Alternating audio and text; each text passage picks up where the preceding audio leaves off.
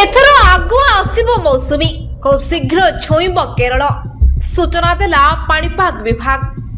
କିନ୍ତୁ ଏଥର ବିରଳ ହେବ ମୌସୁମୀ। ଏହା ପ୍ରଥମ ଥର ବୋଲି କୁହାଯାଉଛି, ଯାହାକୁ ନେଇ ସମସ୍ତେ ଆଶ୍ଚର୍ଯ୍ୟ। ହଁ ଆଜ୍ଞା, ଚଳିତ ବର୍ଷ ଖୁବ୍ ଶୀଘ୍ର ଛୁଇଁପାରେ ମୌସୁମୀ। ଏନେଇ ପାଣିପାଗ ବିଭାଗ ତରଫରୁ ଅନୁମାନ କରାଯାଇଛି।